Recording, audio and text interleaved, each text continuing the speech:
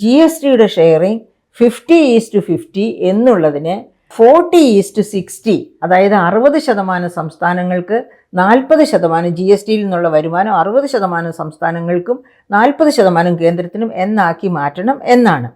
അപ്പോൾ ഇവിടെ തീർച്ചയായിട്ടും അത് വളരെ നല്ല ഒരു നിർദ്ദേശമാണ്. പക്ഷെ അത് അത്ര തന്നെ വേണോ എന്നെനിക്ക് സംശയമുണ്ട്. അങ്ങനെ എനിക്ക് സംശയം ഉണ്ടാവാൻ കാരണം കേന്ദ്രത്തിൻ്റെ ചെലവുകളും സംസ്ഥാനത്തിൻ്റെ ചെലവുകളും തമ്മിൽ വലിയ അന്തരമുണ്ട്. സംസ്ഥാനത്തിന് A to Z എല്ലാ ചെലവും സംസ്ഥാനത്തിനാണ്, ശരിയാണ്. പക്ഷേ വളരെ പ്രധാനപ്പെട്ട 2 വകുപ്പുകൾ കേന്ദ്രത്തിലേ ഉള്ളൂ, സംസ്ഥാനങ്ങൾക്കില്ല. ഏതൊക്കെയാണ് ആ വകുപ്പുകൾ? ഒന്ന്, ഡിഫൻസ്. ഇപ്പോൾ ഈ പ്രാവശ്യത്തെ ബജറ്റ് എടുത്തു നോക്കിയാൽ അറിയാം, ആ ബജറ്റിൽ ഏറ്റവും കൂടുതൽ ചെലവാക്കിയിരിക്കുന്ന വകുപ്പ് എല്ലാ ബജറ്റുകളിലും അങ്ങനെയാണ്, ഡിഫൻസ് ആണ്. മറ്റു പല വകുപ്പുകൾക്കും കിട്ടുന്നത് ഒത്തുചേർത്താലേ ഡിഫൻസിന് കൊടുക്കുന്ന അത്രേ ആകൂ. അതുപോലെ രണ്ടാമതൊരു വളരെ പ്രധാനപ്പെട്ട വകുപ്പാണ് ഫോറിൻ അഫയേഴ്സ് മിനിസ്ട്രി. ഈ 2 വകുപ്പുകളും കേന്ദ്രത്തിനേ ഉള്ളൂ, സംസ്ഥാനങ്ങൾക്കില്ല. അപ്പോൾ കേന്ദ്രം കുറച്ച് കൂടുതൽ എടുക്കുന്നു എന്ന് പറയുന്നത് അത്ര കണ്ട് വലിയ തെറ്റാണ് എന്ന് നമുക്ക് പറയാൻ പറ്റില്ല. കാരണം നമുക്കറിയാം, അയൽബന്ധങ്ങൾ നല്ലതല്ലെങ്കിൽ ഡിഫൻസ് വളരെ പ്രധാനപ്പെട്ട ഒരു മേഖല തന്നെയാണ് എന്ന് നമുക്കറിയാം. ഓക്കെ, അപ്പം അത് കാരണം കൊണ്ട് ഈ 40:60 എന്നത് ഒരു പക്ഷേ 45:55 എന്ന് വിഭജിക്കണം എന്ന് പറഞ്ഞാൽ കുറച്ചും കൂടി അതിനകത്ത് ന്യായവും യുക്തിയും കാണുമെന്നാണ് എൻ്റെ ഒരു തോന്നൽ. ഇനി അതുപോലെ, അപ്പോൾ ഇതാണ് അവരുടെ ഒരു കോൺക്ലേവിൽ എല്ലാവരും ഒരുപോലെ ഉന്നയിച്ച ഒരു കാരണം. ഇനി അതുപോലെ വേറെയും പല കാര്യങ്ങൾ ഇതിനകത്ത് വരുന്നുണ്ട്. അതായത് 14th ഫിനാൻസ് കമ്മീഷനും 15th ഫിനാൻസ് കമ്മീഷനും കേന്ദ്ര പൂളിലേക്ക് വരുന്ന നികുതി വരുമാനം, ഈ കേന്ദ്ര പൂളിലേക്ക് വരുന്ന നികുതി വരുമാനം എന്ന് പറഞ്ഞാൽ ഏറ്റവും പ്രധാനപ്പെട്ട പല നികുതികളും കേന്ദ്ര പൂളിലേക്കാണ് വരുന്നത് കേട്ടോ. ഒന്നാമത് personal income tax, 2 corporate income tax, അതായത് direct taxes, 3 central excise, 4 customs. ഈ 4 വലിയ പ്രധാനപ്പെട്ട വരുമാന മാർഗങ്ങൾ വന്നുകൂടുന്നത് കേന്ദ്ര ഗവൺമെൻറ്റിൻ്റെ പൂളിലാണ്. അപ്പോൾ ആ കേന്ദ്ര പൂളിൽ നിന്നാണ് ഫിനാൻസ് കമ്മീഷൻ്റെ നോംസ് അനുസരിച്ച് ഡെവല്യൂഷൻ നടക്കുന്നത് പല വകുപ്പുകളിലേക്കായിട്ട്, പല സംസ്ഥാനങ്ങളിലേക്കും പല മാനദണ്ഡങ്ങൾ വെച്ചുള്ള ഡെവല്യൂഷൻ നടക്കുന്നത്. ആ ഡെവല്യൂഷൻ 13ാം ധനകാര്യ കമ്മീഷൻ്റെ കാലം വരെയും 32%, 31%, 29%, ഇങ്ങനെ കൂടിയും കുറഞ്ഞൊക്കെ ആയിരുന്നു. അവസാനം അത് 32% ആ 32% നിന്നാണ് 42% 15th ഫിനാൻസ് കമ്മീഷൻ റേസ് ചെയ്യുന്നത്. അങ്ങനെ 15th ഫിനാൻസ് കമ്മീഷൻ റേസ് ചെയ്യാൻ തന്നെ ഒരു പ്രധാനപ്പെട്ട കാരണമുണ്ട്. നേരത്തെ റിസർവ് ബാങ്ക് ഓഫ് ഇന്ത്യ ഗവർണറായിരുന്ന YV റെഡ്ഡി ആയിരുന്നു 14th ഫിനാൻസ് കമ്മീഷൻ്റെ ചെയർമാൻ. അപ്പം അദ്ദേഹം ഗവർണറായിരുന്ന കാലത്ത് തന്നെ അന്ന് 2000-ലൊക്കെ UPയുടെ മുഖ്യമന്ത്രിയായിരുന്ന നമ്മുടെ നരേന്ദ്രമോദി, അന്ന് നരേന്ദ്രമോദി 13th ഫിനാൻസ് കമ്മീഷനോടൊക്കെ ആവശ്യപ്പെട്ടിരുന്നു ഈ 32% എന്നുള്ളത്. അതായത് സെൻട്രൽ പൂളിൽ നിന്ന് സംസ്ഥാനങ്ങൾക്ക് വിഹിതമായി കൊടുക്കുന്നത് 32% 13ാം ധനകാര്യ കമ്മീഷൻ്റെ സമയത്ത്. അത് 50% വർദ്ധിപ്പിക്കണമെന്ന് ഗുജറാത്തിൻ്റെ മുഖ്യമന്ത്രിയായിരുന്ന നരേന്ദ്രമോദി ആവശ്യപ്പെട്ടത് ഇദ്ദേഹത്തിൻ്റെ ഓർമ്മയിലുണ്ടായിരുന്നു. ഇദ്ദേഹം പക്ഷേ 50%-ലേക്ക് പോയില്ല. ഇദ്ദേഹം ഫിനാൻസ് കമ്മീഷൻ ചെയർമാനായി വന്നപ്പോൾ, അതായത് YV റെഡ്ഡി ഫിനാൻസ് കമ്മീഷൻ ചെയർമാനായി വന്നപ്പോൾ ഈ 32%-ൽ നിന്ന് അത് 42% വർദ്ധിപ്പിച്ചു. അങ്ങനെ വർദ്ധിപ്പിച്ചപ്പോൾ നരേന്ദ്രമോദി പ്രധാനമന്ത്രിയായിട്ട് വന്നിരിക്കുന്നു എന്ന് ഓർക്കണം, 2014-15 കാലഘട്ടത്തിൽ. അപ്പോഴാണ് ഈ കമ്മീഷൻ ഫോം ചെയ്തതും കമ്മീഷൻ്റെ പ്രവർത്തനം തുടങ്ങുന്നതും. 15ാം ഫിനാൻസ് കമ്മീഷൻ്റെ പ്രവർത്തനം തുടങ്ങുന്നത് 2014-15 കാലഘട്ടത്തിലാണ്. അങ്ങനെ കമ്മീഷൻ്റെ അടുത്ത് വന്ന് നരേന്ദ്രമോദി പറഞ്ഞു, ഈ 42% എന്ന് പറയുന്നത് ഒരു കാരണവശാലും, അതായത് ഓർമ്മിക്കണം, അദ്ദേഹം മുഖ്യമന്ത്രിയായി ഗുജറാത്തിലിരിക്കുമ്പോൾ ഇത് 50% ആക്കണം എന്നും പറഞ്ഞ് ആർഗ്യൂ ചെയ്തതാണ്. പക്ഷേ അദ്ദേഹം പ്രധാനമന്ത്രിയായിട്ട് സ്ഥാനാരോഹണം ചെയ്യുന്നു 2014-15. 2015 അപ്പോയിൻറ്റ് ചെയ്യപ്പെട്ട ഈ 15ാം ധനകാര്യ കമ്മീഷൻ്റെ ചെയർമാനോട് അദ്ദേഹം പറയുന്നു ഇത് 42%, അദ്ദേഹം 42, ഈ YV റെഡ്ഡി അത് 42% ആക്കാൻ തീരുമാനിക്കുന്നു. അങ്ങനെ തീരുമാനിച്ചു കഴിഞ്ഞപ്പോഴാണ് നരേന്ദ്രമോദി അദ്ദേഹത്തെ നേരിൽ കണ്ട് പറയുന്നു, ഇത് 42% ആക്കുന്നത് വലിയ അന്യായമാണ്, 32%-ൽ നിന്ന് ഒറ്റയടിക്ക് 42% ആക്കുന്നത്, അത് 33-ഓ 34-ഓ ഒക്കെ ആക്കിക്കോ, കുഴപ്പമില്ല, പക്ഷെ 42 ആക്കരുതെന്ന്. പക്ഷേ YV റെഡ്ഡി പറഞ്ഞു, സംസ്ഥാനങ്ങൾ വലിയ ധനപ്രതിസന്ധിയിലാണ്, അതുകൊണ്ട് ഇത് നടപ്പാക്കിയേ പറ്റൂ എന്ന് പറഞ്ഞ് അദ്ദേഹം വിട്ടുവീഴ്ചയില്ലാതെ നിലപാടെടുത്തു. അങ്ങനെ നിലപാടെടുത്തു. നരേന്ദ്രമോദി പരാജയപ്പെട്ട് സംഭാഷണത്തിൽ ഇതൊന്നും പറഞ്ഞത് ഞാനല്ല, ഇത് അന്ന് നീതി ആയോഗിൻ്റെ വൈസ് ചെയർമാൻ ആയിരുന്ന മാന്യദേഹം തന്നെയാണ് പുറത്തുവിട്ടത്. ഞാൻ ഇതിനു മുമ്പ് ഒരു വീഡിയോയിൽ അദ്ദേഹത്തിൻ്റെ പേര് പറഞ്ഞിട്ടുണ്ട്. ഇപ്പോൾ പെട്ടെന്ന് ഞാൻ ആ പേര് ഓർക്കുന്നില്ല, അതുകൊണ്ട് ഞാൻ പറയുന്നില്ല. അന്ന് നീതി ആയോഗിൻ്റെ വൈസ് ചെയർമാൻ ആയിരുന്ന ആൾ തന്നെയാണ് ഇദ്ദേഹവും കൂടിയാണ് നീതി ആയോഗിൻ്റെ വൈസ് ചെയർമാനും നരേന്ദ്രമോദിയും കൂടിയാണ് വൈ.വി. റെഡ്ഡിയെ കാണുന്നത്. അങ്ങനെയാണ് അവസാനം, ഒരു പക്ഷേ അന്നൊന്നും ഇത് പത്രക്കാർക്കൊന്നും കൊടുത്തിരുന്നില്ല. പക്ഷേ ഇത് അടുത്ത കാലത്ത് ഈ ഫിനാൻസ് കമ്മീഷൻ്റെ ഡെവല്യൂഷൻ വലിയ കോൺട്രവേഴ്സ്യലായി മാറിയ സാഹചര്യത്തിലാണ് അവസാനം നീതി ആയോഗിൻ്റെ വൈസ് ചെയർമാൻ തന്നെ ഇങ്ങനെ ആവശ്യപ്പെട്ടിരുന്നു എന്നും ഒക്കെയുള്ള കാര്യങ്ങൾ പുറത്തു പറയുന്നത്. അപ്പോൾ അങ്ങനെ അന്ന് നരേന്ദ്രമോദി ആഗ്രഹിച്ചിട്ട് നടക്കാതിരുന്ന മാറ്റം വരുത്താതെ തന്നെ വൈ.വി. റെഡ്ഡി അത് നടപ്പാക്കി ഇപ്പോഴും അത് 42% എന്നുള്ള ജമ്മു കാശ്മീർ ഒരു സംസ്ഥാനമല്ലാതെ മാറിയപ്പോഴത്തേക്ക് അത് 41% കുറച്ചു. അങ്ങനെ 41% ഇപ്പോൾ ഡെവല്യൂഷൻ നടത്തിക്കൊണ്ടിരിക്കുന്നത്. ഈ 41% ഡെവല്യൂഷൻ തന്നെ പല മാനദണ്ഡങ്ങളെ ആശ്രയിച്ചാണ് നടത്തുന്നത്. അതായത് എല്ലാ സംസ്ഥാനങ്ങൾക്കും ഒരുപോലെ അങ്ങ് ഡിവോൾവ് ചെയ്ത് കൊടുക്കുകയല്ല ചെയ്യുന്നത്. ഈ സെൻട്രൽ പൂളിൽ നിന്ന്, ഞാൻ പറഞ്ഞല്ലോ സെൻട്രൽ പൂളിലേക്ക് വരുന്നു എന്ന് പറയുന്നത് ഡയറക്റ്റ് ടാക്സസ്, അതായത് income tax, personal income tax, corporate income tax, അതുപോലെ തന്നെ സെൻട്രൽ എക്സൈസ്, കസ്റ്റംസ്, ഈ 4 പ്രധാനപ്പെട്ട വരുമാനം. വേറെ ചെറിയ വരുമാനങ്ങളുണ്ട്, പക്ഷേ ഇത് 4 ഏറ്റവും വലിയ വരുമാന സ്രോതസ്സ്. ഈ 4 കൂടി ചേരുന്നതാണ് സെൻട്രൽ ടാക്സ് പൂൾ എന്ന് പറയുന്നത്. ആ സെൻട്രൽ ടാക്സ് പൂളിനെ ഡിവോൾവ് ചെയ്ത് 28 സംസ്ഥാനങ്ങൾക്കും യൂണിയൻ ടെറിട്ടറീസിനുമായിട്ട് കൊടുക്കുന്നതിന് കുറേ മാനദണ്ഡങ്ങളുണ്ട്. ആ മാനദണ്ഡങ്ങൾ എന്തൊക്കെയാണെന്ന് നമുക്ക് നോക്കാം. മാനദണ്ഡങ്ങൾ അനുസരിച്ചുള്ള പിരിവിലാണ് അപകടം പതിയിരിക്കുന്നു എന്ന് നമ്മുടെ കോൺക്ലേവ് പറയുന്നത്. അത് ശരിയുമാണ്. അതിനകത്ത് ഒരു പരിധി വരെ വലിയ അപകടങ്ങളുണ്ട്. എന്തൊക്കെയാണ് മാനദണ്ഡങ്ങൾ നമുക്കൊന്ന് നോക്കാം. അതായത് ആർട്ടിക്കിൾ 280 ഓഫ് ദി കോൺസ്റ്റിറ്റ്യൂഷൻ, ആ കോൺസ്റ്റിറ്റ്യൂഷൻ്റെ ആർട്ടിക്കിൾ 280 അനുസരിച്ചാണ് ഈ വ്യത്യസ്തങ്ങളായ നോംസ് ഫിനാൻസ് കമ്മീഷൻ നടപ്പാക്കുന്നത്. ആ നോംസ് എന്തൊക്കെയാണ്? നോംസിൽ മാറ്റങ്ങൾ വരും. ഫിനാൻസ് കമ്മീഷൻ്റെ കണ്ടെത്തലുകൾ അനുസരിച്ച്, അല്ലെങ്കിൽ അവിടെ സംസ്ഥാനങ്ങൾ കൊണ്ടുവരുന്ന നിർദ്ദേശങ്ങൾ അനുസരിച്ചൊക്കെ ഈ നോംസിൽ മാറ്റിമറിച്ചലുകൾ ഉണ്ടാകാം. അപ്പോൾ ഈ പ്രാവശ്യം ഈ 15th ഫിനാൻസ് കമ്മീഷൻ എങ്ങനെയാണ് ആ നോംസ് നടപ്പാക്കിയത് എന്ന് നമുക്ക് നോക്കാം. ഒന്നാമത്തെ നോം എന്ന് പറയുന്നത് പോപ്പുലേഷൻ ആൻഡ് ഏരിയയാണ്. അതിന് 15% മാർക്കാണ്. അപ്പോൾ ഈ പോപ്പുലേഷൻ ആൻഡ് ഏരിയ എന്ന് പറയുന്ന ആ നോമിന് തന്നെ 90% മാർക്കും കൊടുത്തിരുന്ന ഫിനാൻസ് കമ്മീഷൻസ് ഉണ്ടായിരുന്നു. പക്ഷേ ഈ 15th ഫിനാൻസ് കമ്മീഷൻ വന്നപ്പോഴാണ് അത് 15% മാറ്റിയത്. ആ 15% മാറ്റിയതിൻ്റെ പുറകിലും ഒരു ചരിത്രമുണ്ട്. ആ ചരിത്രത്തിലേക്ക് പോകുന്നതിന് മുൻപ് ചരിത്രം എന്തുകൊണ്ട് ഇത് 15% ഫിക്സ് ചെയ്ത് എന്തുകൊണ്ടാണ് എന്ന് നമുക്ക് നോക്കാം. അതായത് 1971 പോപ്പുലേഷൻ സെൻസസ് അനുസരിച്ചുള്ള പോപ്പുലേഷനാണ് ഫിനാൻസ് കമ്മീഷൻ എപ്പോഴും പോപ്പുലേഷൻ എന്ന നോമിന് ഉപയോഗിച്ചിരുന്നത്. അന്ന് ഇപ്പോൾ എല്ലാ സംസ്ഥാനങ്ങളുടെയും നോക്കാം. കേരളത്തിൻ്റെ പോപ്പുലേഷൻ അന്ന് ഇന്ത്യൻ പോപ്പുലേഷൻ്റെ 3.83% 1971 സെൻസസ് അനുസരിച്ചുള്ള പോപ്പുലേഷൻ 3.81% പക്ഷേ 1976 ഇന്ത്യയുടെ പോപ്പുലേഷൻ പോളിസി എന്തായിരുന്നു? ഇന്ത്യയുടെ പോപ്പുലേഷൻ പോളിസി പോപ്പുലേഷൻ കുറച്ചു കൊണ്ടുവരണം. അതായത് പോപ്പുലേഷൻ പോളിസി അനുസരിച്ച് India replacement rate of growth of പോപ്പുലേഷനിൽ എത്തണം. എന്താണ് ഈ replacement rate of growth of population എന്ന് പറയുന്നത്?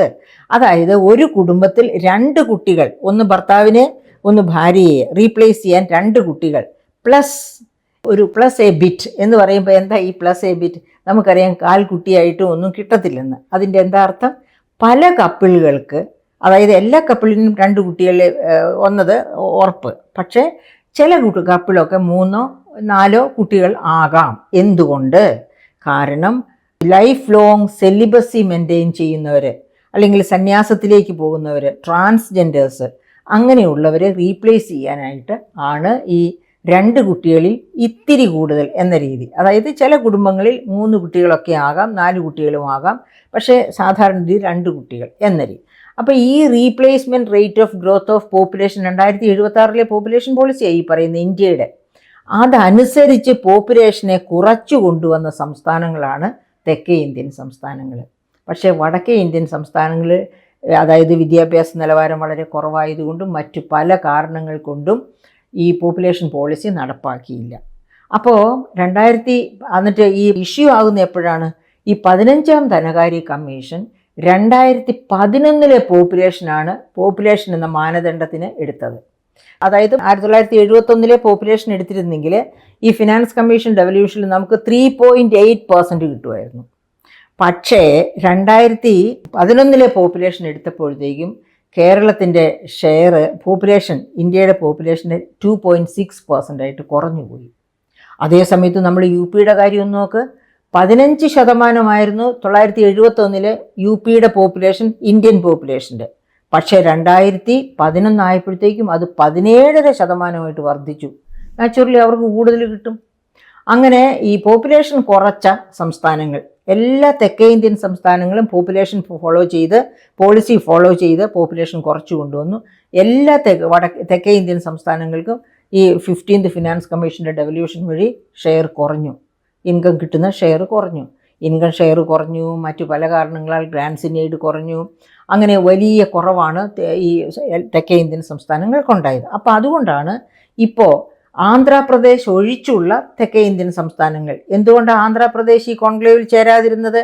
അതായത് ആന്ധ്രാപ്രദേശ് അതുപോലെ ബീഹാർ, ഈ 2 സംസ്ഥാനങ്ങളാണല്ലോ മറ്റേ BJP ഗവൺമെൻറ്റിന് ഭരിക്കാനുള്ള ഭൂരിപക്ഷം കിട്ടാതിരുന്നപ്പോൾ പങ്കുചേർന്ന് ഭൂരിപക്ഷം ഉണ്ടാക്കി BJP ഒരു യുണൈറ്റഡ് ഫ്രണ്ട് ആയിട്ടൊരു ഗവൺമെൻറ് ഫോം ചെയ്യാനുള്ള സാഹചര്യം ഒരുക്കിയത്.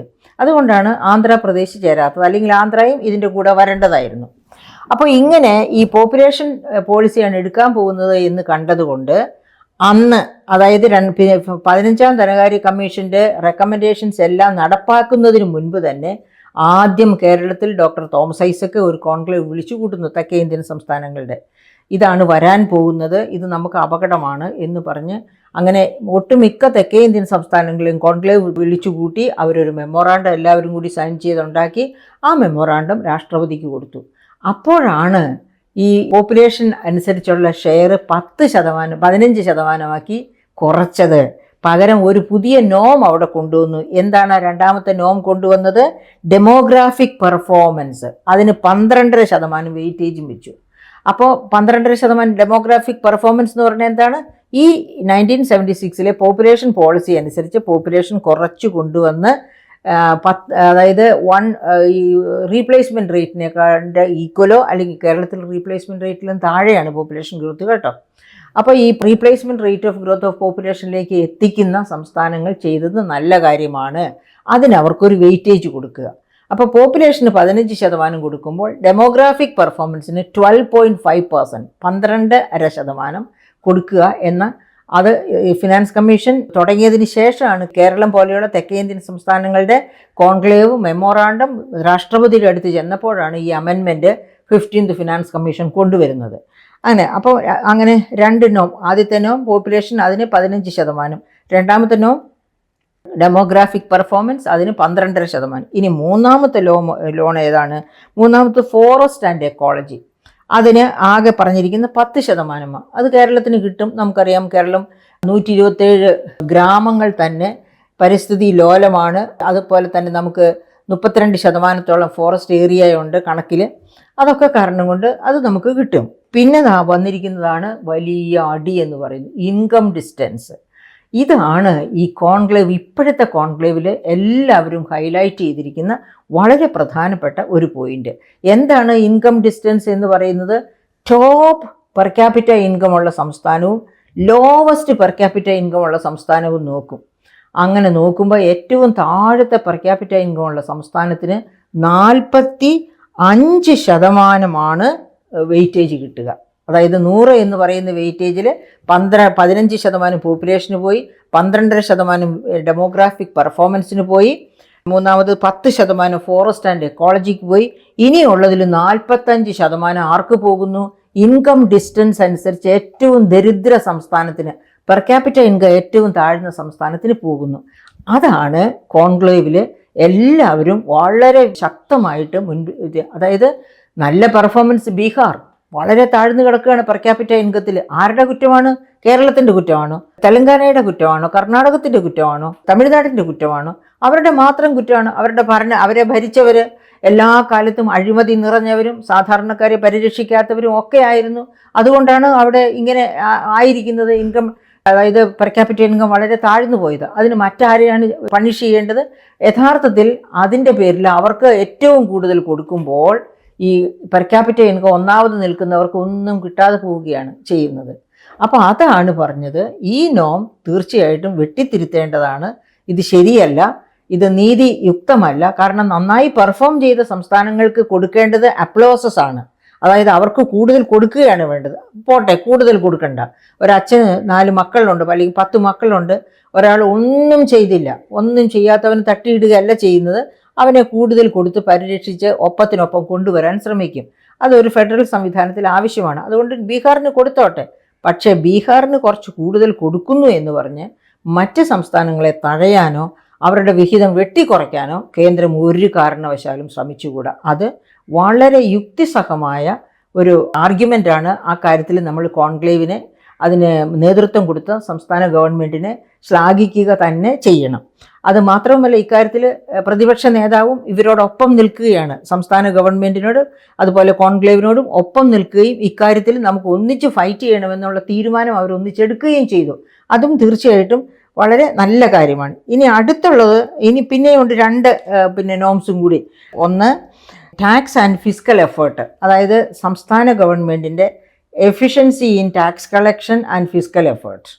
ആ കാര്യത്തിൽ സംസ്ഥാന ഗവൺമെൻറ്റിന് എന്ത് കിട്ടിക്കാണുമെന്ന് നമുക്കൊന്നും പറയാൻ ഒക്കില്ല. കാരണം നമ്മൾ CAG റിപ്പോർട്ട് എടുത്ത് നോക്കിയാൽ നമുക്കറിയാം 28,258.39 കോടി അരിയർ കിടക്കുന്നു എന്നാണ് പറഞ്ഞിരിക്കുന്നത്. പിരിച്ചെടുക്കാത്ത അരിയർ, ടാക്സ് ഉണ്ട്, നോൺ ടാക്സും ഉണ്ട്, രണ്ടും കൂടി 28,000. അതായത് CAG തന്നെ പറയുന്നു ഇത് കിട്ടുമെന്ന്, അതായത് പിരിച്ചെടുക്കാൻ കഴിയുമെന്ന് പ്രതീക്ഷിച്ച് ബജറ്റിൽ പ്രഖ്യാപിച്ച വരുമാനത്തിൻ്റെ 24.3% വരുമെന്ന്. അതായത് ഏകദേശം 1/4 പ്രതീക്ഷിച്ച വരുമാനത്തിൻ്റെ 1/4 പിരിച്ചെടുക്കാൻ പറ്റിയില്ലെന്ന് പറഞ്ഞാൽ ആ ഫിസ്ക്കൽ എഫേർട്ടിനെ എന്ത് ഫിസ്ക്കൽ എഫിഷ്യൻസി എന്നാണ് നമ്മൾ പറയുക. അതുകൊണ്ട് അത് മിക്കവാറും സംസ്ഥാനത്തിന് നഷ്ടപ്പെട്ട് കാണും. അത് നമുക്ക് ക്ലെയിം ചെയ്യാൻ പറ്റില്ല. എല്ലാ സംസ്ഥാനങ്ങളും എങ്ങനെയാണ് എന്ന് മറ്റ് സംസ്ഥാനങ്ങളുടെ സ്റ്റാറ്റിസ്റ്റിക്സ് ഞാൻ നോക്കിയിട്ടില്ല. ഓക്കെ, പിന്നെ അവസാനത്തത് special problems of the state ആണ്. അങ്ങനെ സ്പെഷ്യൽ പ്രോബ്ലംസ് ഓഫ് ദ സ്റ്റേറ്റും ശരിയാണ്. കേരളത്തിന് സ്പെഷ്യൽ പ്രോബ്ലംസ് ഉണ്ട്. എന്തൊക്കെയാണ് കേരളത്തിൻ്റെ സ്പെഷ്യൽ പ്രോബ്ലംസ്? ഒന്നാമത്തെ സ്പെഷ്യൽ പ്രോബ്ലം 60+ പോപ്പുലേഷൻ കേരളത്തിലാണ് ഇന്ത്യയിൽ ഏറ്റവും കൂടുതലുള്ളത്. അതായത് ഓൾ ഇന്ത്യ തലത്തിൽ 60+ പോപ്പുലേഷൻ 7% ഉള്ളത്. കേരളത്തിൽ അത് 17% മുകളിലാണ്. അതുപോലെ തന്നെ അതിനെ കണക്കാക്കുന്ന വേറൊരു മാനദണ്ഡമുണ്ട്, old dependency ratio. Old dependency ratio കേരളത്തിൽ 23.8%. ഓൾ ഇന്ത്യ തലത്തിൽ അത് 17% തൊട്ട് താഴെയാണ് നിൽക്കുന്നത്. അപ്പം ഈ പറയപ്പെട്ട ഇതൊരു കേരളത്തിൻ്റെ ഒരു സ്പെഷ്യൽ പ്രോബ്ലമാണ് ഈ ഏജിങ് എന്ന് പറയുന്നത്. അപ്പോൾ അതിനായിട്ട് ഇപ്പോൾ ജെറിയാട്രി രംഗത്തൊക്കെ ഒരുപാട് മാറ്റങ്ങൾ ആഗോള തലത്തിൽ വരുന്നുണ്ട്. പ്രായത്തെ പിടിച്ചു കെട്ടാനുള്ള ഒരുപാട് മാറ്റങ്ങൾ വന്നുകൊണ്ടിരിക്കുകയാണ്. ഭക്ഷ്യക്രമത്തിൽ വരുത്തുന്നുണ്ട് ഒരുപാട് മാറ്റങ്ങൾ. അപ്പോൾ ആ മാറ്റങ്ങളൊക്കെ ഉൾക്കൊള്ളാൻ പറ്റത്തക്ക രീതിയിൽ ജെറിയാട്രി വിഭാഗത്തിൽ നല്ല ചെലവുകൾ, അതായത് ഇൻവെസ്റ്റ്മെൻറ്റ് നടത്തുകയാണെങ്കിൽ പ്രായത്തെ പ്രതിരോധിക്കാൻ പറ്റും, പ്രായബന്ധമായ രോഗങ്ങളെ പ്രതിരോധിക്കാൻ പറ്റും. അങ്ങനെ സംസ്ഥാനത്തിന് തലയുയർത്തി നിൽക്കാൻ പറ്റും. പക്ഷെ അതിന് നല്ല ഇൻവെസ്റ്റ്മെൻറ്റ്, നല്ല നിക്ഷേപം ആവശ്യമാണ്.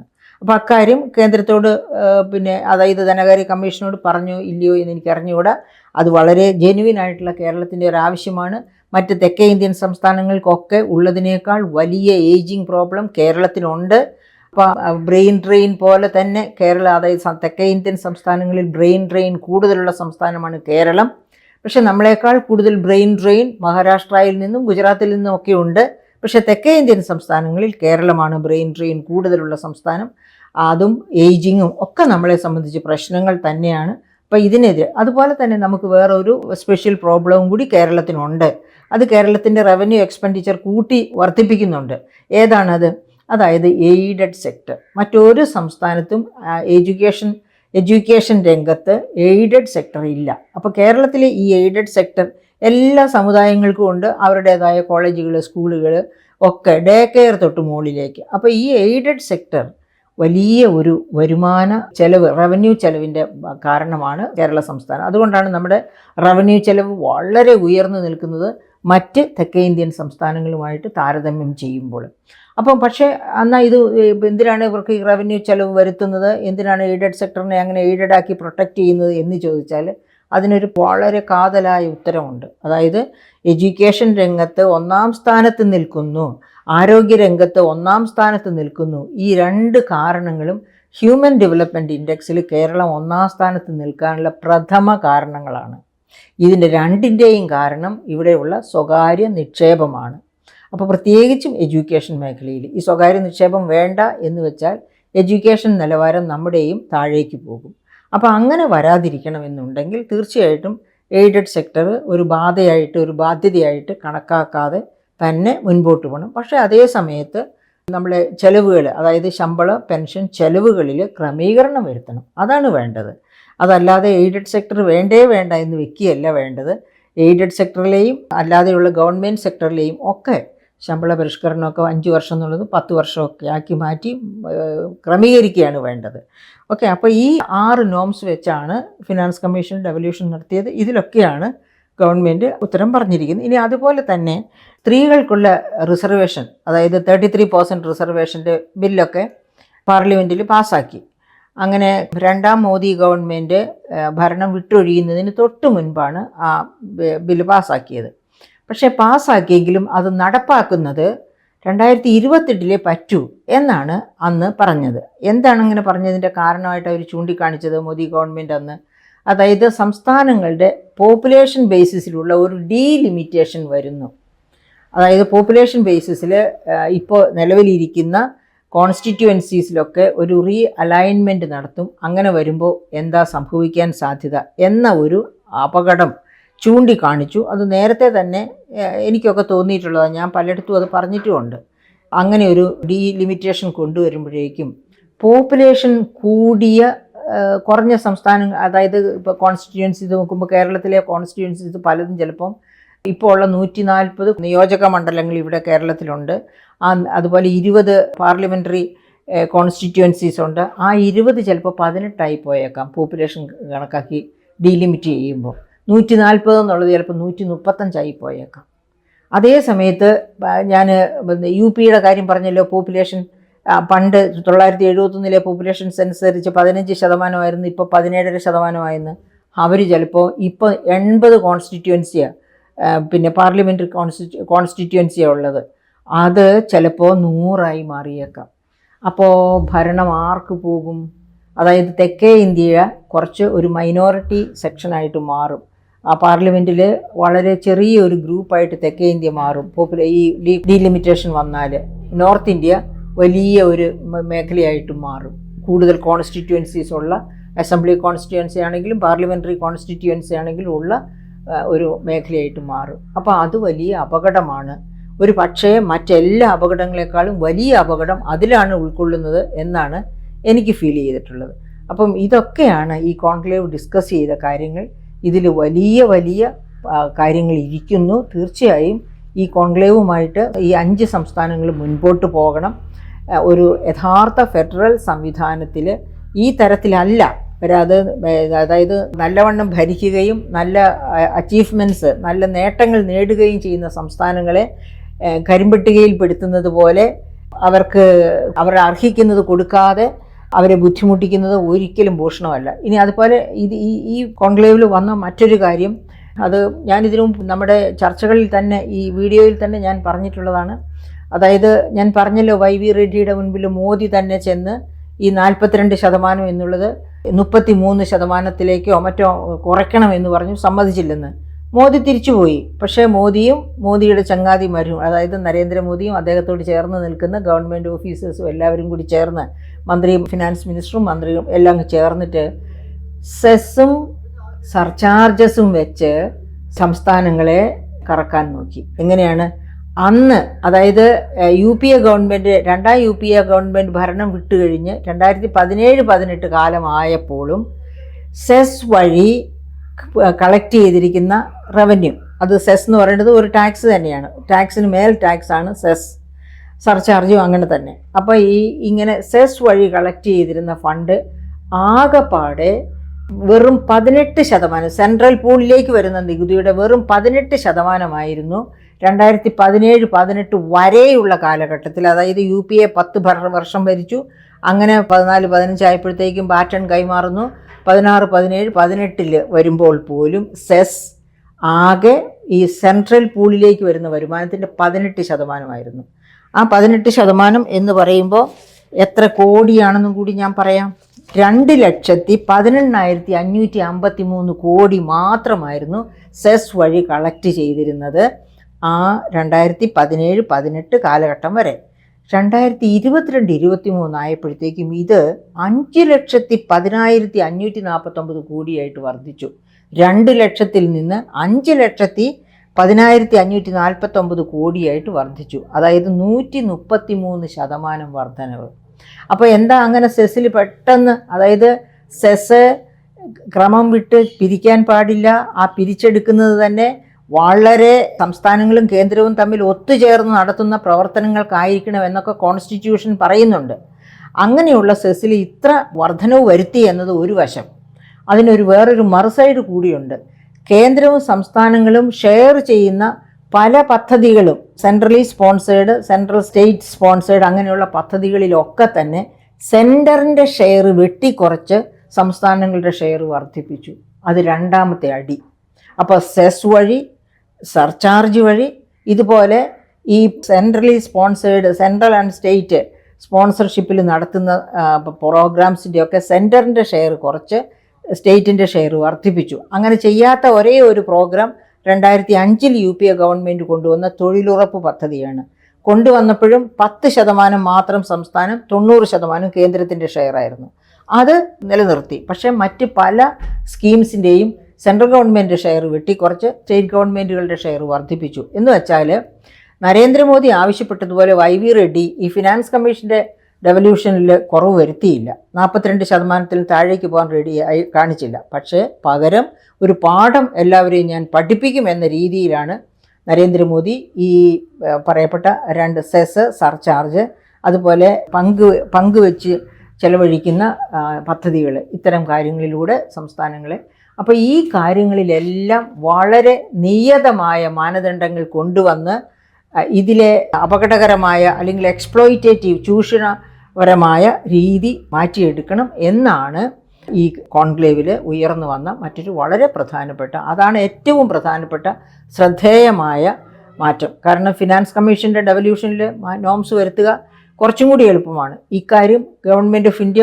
മനഃപൂർവ്വമായിട്ട് എടുത്ത ഒരു തീരുമാനത്തിൻ്റെ ഫലമാണ് എന്ന് വേണം നമ്മൾ വിചാരിക്കാൻ. അങ്ങനെ ഇരിക്കെ ഇതിൽ മാറ്റം വരുത്തുക ബുദ്ധിമുട്ടുള്ള കാര്യമാണ്. അപ്പോൾ ഇതിൽ മാറ്റം വരുത്തണം. ഈ മാറ്റം വരുത്തൽ, ഈ പറയപ്പെട്ട എല്ലാ മാറ്റങ്ങളും സ്വാഗതാർഹമായ മാറ്റങ്ങളാണ്. വളരെ ക്രിയേറ്റീവായിട്ടുള്ള തിങ്കിങ്ങും ആക്ഷനും ഇതിൻ്റെ പുറകിൽ ആവശ്യമാണ്. എങ്കിൽ മാത്രമേ സംസ്ഥാനങ്ങൾ ഫെഡറൽ സംവിധാനം അർഹിക്കുന്ന തരത്തിലുള്ള അവരുടെ പങ്ക് അവർക്ക് ലഭ്യമാകൂ. അവർക്ക് ഒരു ഫോർവേഡ് മാർച്ച്, വികസനത്തിലേക്കുള്ളൊരു കുതിപ്പ് നേടിയെടുക്കാൻ സാധിക്കുകയുമുള്ളൂ.